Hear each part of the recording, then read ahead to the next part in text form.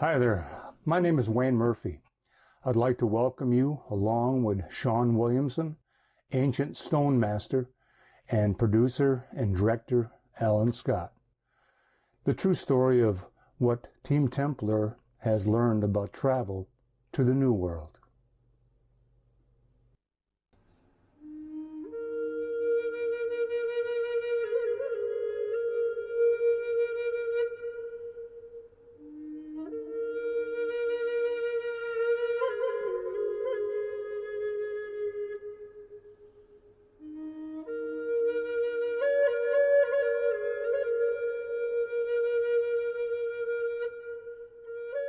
You're about to see a quest of a younger man's journey, a Mohican man who discovered something so profound while on a hunting trip.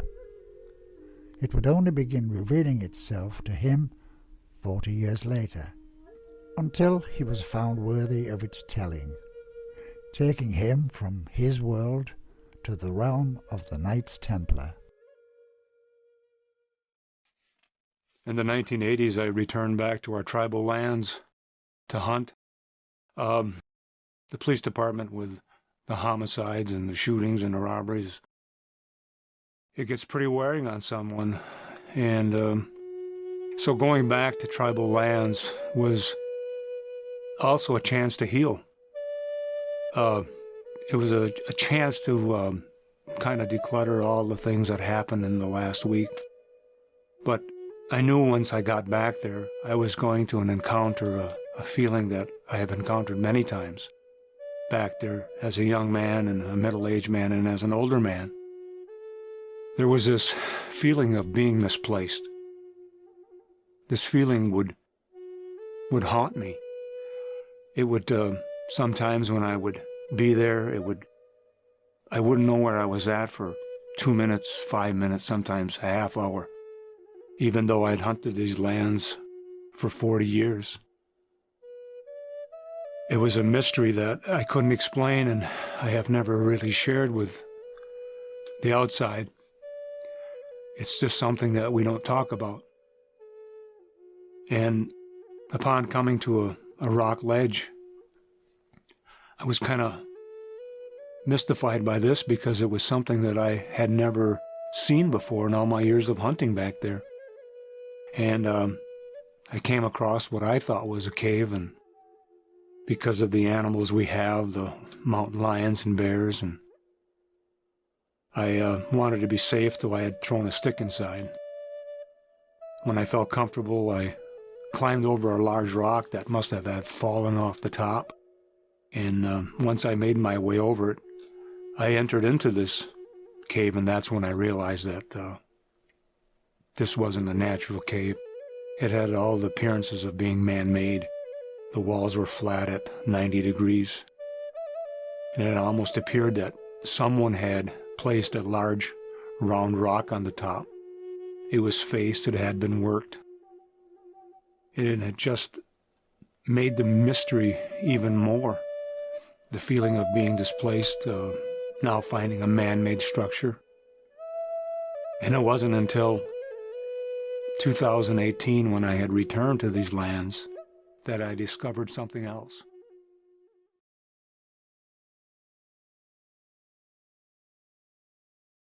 In my search for a team, as an investigator, I started to search the world over. I was able to make contact with Sean Williamson from Scotland. He is also from the Clan Gunn family that worked closely with the Sinclairs. Sean is a master stonemason, and he's also an ancient stone master. He has great knowledge on stone carving, the techniques used, and the ability to examine an existing carving and determine how it was carved and what type of instruments were used to carve that. Sean also makes a lot of his own tools for carving, so he understands these carving techniques. He is an expert on Knights Templar, their history, their travels. He worked with the late Andrew Sinclair, and inherited all of his work.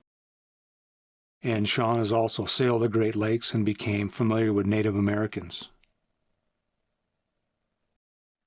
Sean had worked with a film producer by the name of Alan Scott in the past and thought that he might be a good fit for our team. So I interviewed Alan, and I found out that when he was about 15 years old, he had left home because he had such a passion when he saw a motion picture one time, and he wanted to learn every aspect he could of how these films were made. This led him on to become an assistant film cameraman, freelancing for two main TV networks. One was the BBC, and one was ITV television. And then he went to work for many TV newsrooms as he gained more experience. In working for the BBC, he was filming many documentaries, so he had a great understanding of how to do this. Alan also presented his own version of what he saw in his mind. He wanted to be so authentic, without the slightest chance of being misleading. And when Alan and I discussed this at great length, and that was always his thoughts, to tell it as truthfully and accurately as possible, that's when Alan Scott joined Team Templar North America.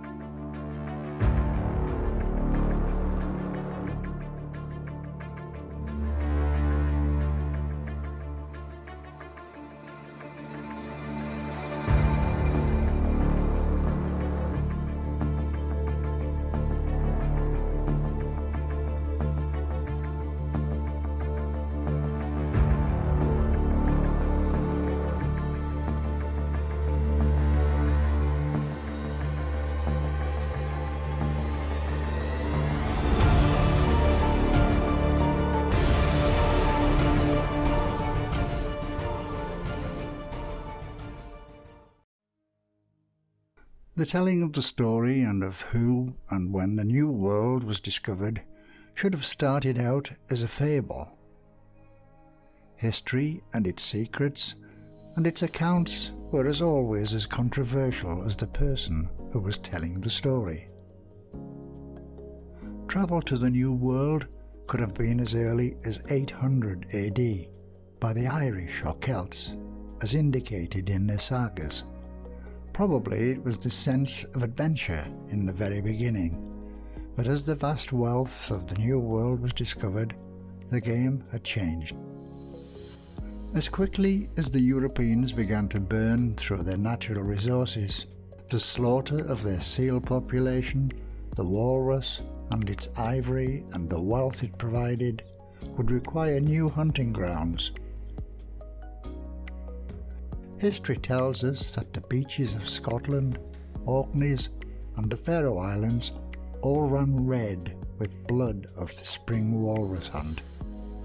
The natural time that nature had set aside for breeding purposes and the continuation of a species.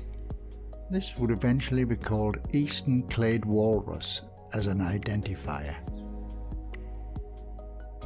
The declining number of whales and catchable fish now required deeper travels into the oceans.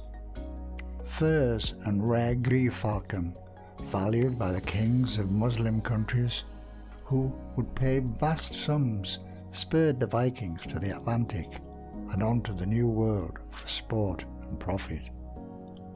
A world so rich in natural resources, gold, copper, silver, was laying on the ground and in the rivers. A world so rich in its natural resources, walrus, seals, falcons, by the thousand, lined the beaches of Hudson Bay. Its waters teemed with whales, even the legendary narwhale, whose tusk once was used by a pope as a cane. now sitting in a museum in Europe. Vast shoals of fish were there for the taking.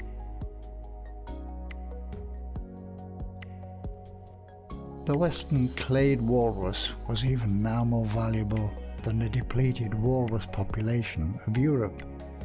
The western walrus ivory could be polished to a high sheen, white, and the Chinese and Muslim countries wanted even more. At one point, its value was greater than gold. Walrus ivory was even used once to pay ransom to release a prince from the King of Norway. There was only one problem: the Native Americans, who had lived there for thousands of years. Would they trade, or would other means have to be used? Staying out of sight, the Native Americans observed the travellers when their way of killing for sport and profit became apparent. The Native Americans fought back, protecting their way of life, but the travellers' absence would only last for a while. Within years, more and more of these travellers began to arrive. Small trade was established. As demand for trade increased, so did the tensions. A concept the Europeans couldn't understand. The Native Americans weren't interested in making or taking profit. The land gave the Native Americans everything they needed: a home, food, medicine, clothes, and security for their families. The oceans gave even more. Taking only what they needed, the natural resources would continue for generations to come. This was about to change, and it wasn't going well for the Native Americans and their peoples. Outbreaks began to occur, tensions increased, and so did the presence of a new killer silently arrived. At first, unnoticed, but not for long. Diseases common in Europe were unknown in the New World and would release hell on these unsuspecting peoples and their way of life. As time turned the pages, a new traveller appeared, dressed in a white robe and displaying a red cross, carrying a large sword and wearing metal skin.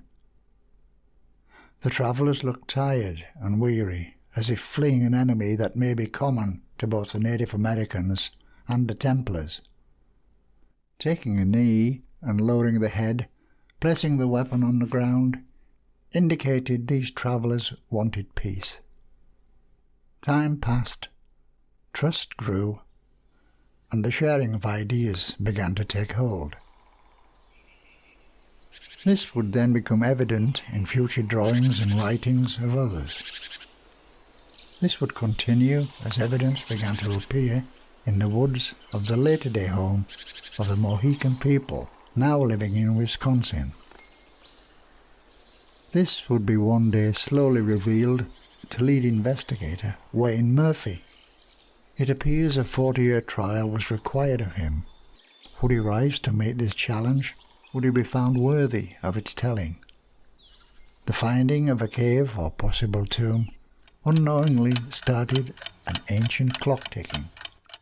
As soon as Wayne Murphy was in touch with me and we talked about why this structure was there, or part structure, where it came from, what were the possibilities in context to heritage history of North America, where was it going, was it significant in terms of transatlantic voyaging to North America from Europe, was it pre-Columbus, goes on and on and on in that respect. And we are now in the process of fundraising to have an archaeological dig that will go under the Wisconsin tomb itself to see if we can find further evidence. And I guess that's where we're at the moment. We've done some basic evaluation of the carved impressions left on the stone by the chisels of some medieval or earlier civilization. We've gone into some of the history of how chisels were adapted to cut granite, which of course the Wisconsin Tomb project, or the tomb itself, is granite or of a granite type. And we have gone as far as we can in terms of being able to create a platform for further discovery, and that's where we're at the moment. And soon, no doubt, we will be all on site there again to really get down to the nitty-gritty. The forest. For some people, it's a place of danger, harmful things lurking into the shadows, being watched by animals, eyes everywhere, watching, waiting and wanting. Strange rock giants rising out of the forest floor as if they were on guard to protect the secrets that lay just below the ground, keeping watch like sentinels of granite, always on guard. Raging rapids that could sweep one away to never be seen again if you weren't careful. A tomb hidden by the side of a large rock wall. The average person may never see it, hidden like the pieces of a picture in a puzzle game. Rocks that once stood large and proud, not appear to have fallen due to the effects of time and weather, with only the green lichen of nature now to cover the fallen shame. Strange rectangular stones lay on the forest floor. Where did they come from? More importantly, who cut them and for what purpose? Treacherous cracks set in large granite boulders. If one should misstep, the rocks won't tell. The beauty of nature and its many sights and sounds of birds, wind, rushing water, and the calmness of a pool which lays at the feet of the rapids. More cut stones appear, having been found by Paul Murphy, the son of Mohican Nation's tribal elder Wayne Murphy, passed down through generations of knowledge, the ways of the woods. Large granite slabs that show the work of iron chisels and the hand of man. But which man, as Native Americans, hadn't the need or the knowledge to cut such angles into granite rock? What appears to be a wheel compass, used for navigation, looks out from a large granite rock that's set in the river. Only a trained eye would see this. Magnetic readings that are off the charts near the tomb, and scientific research has shown that people are sensitive to these magnetic fields, and they will become disorientated when encountered. Non-humans that live in the northern hemisphere may similarly take their magnetic sense offline when faced with strange upward fields. One of the things that I remember growing up on the reservation when as a child and into my early teens is that I never had too many issues with this type of problem, let's say, of not knowing where I was at. I could go through the woods just about anywhere with no compass and just had a great sense of an internal compass and knew exactly where I was at. But it seemed as I grew older and we changed different hunting grounds to different areas, all of a sudden in this one area I started to notice a change in, say, my internal compass. I noticed myself feeling moments of being displaced for a few minutes, not knowing where I was, and just unsure. I kind of kept this to myself and into my mid-teens and late teens. And as hunting went on and progressed and we changed hunting grounds again deeper into this forest, this phenomena became more apparent to me. And again, I kept it to myself. I wasn't really sure what was causing it. It wasn't till Team Templar did some magnetic readings, which we had displayed in a prior video of the high electromagnetic frequencies in the area. And then through some of that research, we were able to come across different types of effects that it had on people who were sensitive to this type of EMF readings. And it seems that through, without a better explanation, that as I became older and hunted this area more, these EMF readings affected me more and more.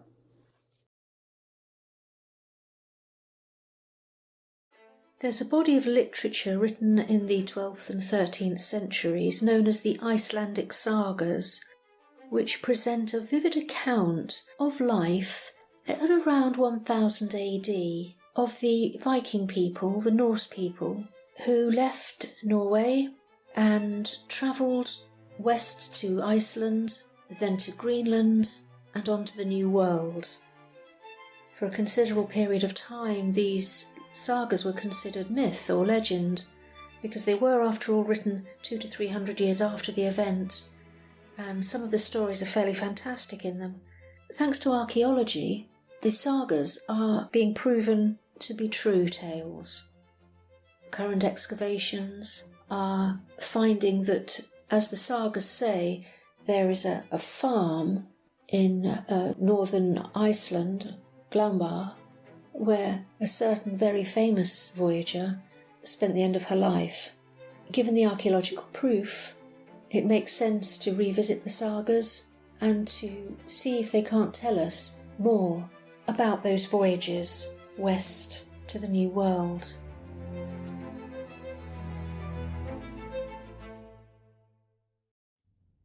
The Templars were not just crusaders charged with defending Christian pilgrims, but later they were involved in multi-dimensional initiatives, including world exploration over sea and land. We only have to look at how they marked their stones, not just for others, but to guide their own kind with their special navigational skills. Although it can't be proven directly, why are the great anchor stones of the vessel thought to be Noah's Ark marked with Templar crosses and other crosses which the Templars would have used? There are numerous great voyages thought to be inspired by the Templars, and maybe even carried out by them, especially in pre-Columbus times, back to when the order was still not dissolved. After that, we think that another order existed, or one that rose from the ashes of the Templars' misfortune, or which was already waiting to rise in the knowledge of what was to come. And welcome back, everyone. Thank you, Sarah Jane Goldingham, for that great bit of information about the early Vikings and Norse travels and being a part of this. As Team Templar moves forward in its adventures, we would like to thank you, the people, for taking time out of your busy lives to just stop by Team Templar North America, the private page, the public page, the Wisconsin Project on YouTube, and just take a look and see what we got. Your comments, your likes are very much appreciated, as it gives the team hope that someday we can get a sponsor and move on to our next project. This is no means the conclusion of the Wisconsin Project as far as exploring the 5 sites we have. It's just the beginning. But it'll bring to an end this small contribution of a general idea of what we have here with this video presentation.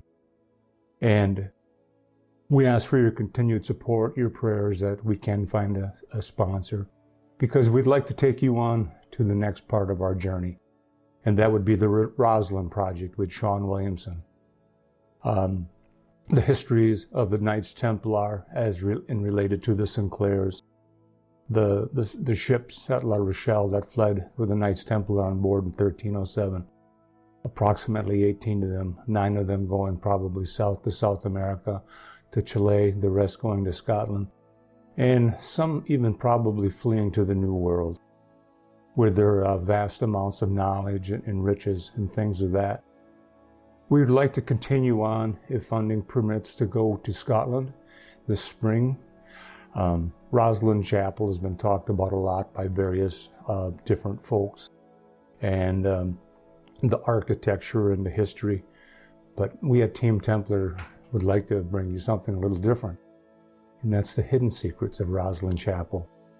And we would be doing this through the great efforts of Sean Williamson and the hidden works of Andrew Sinclair.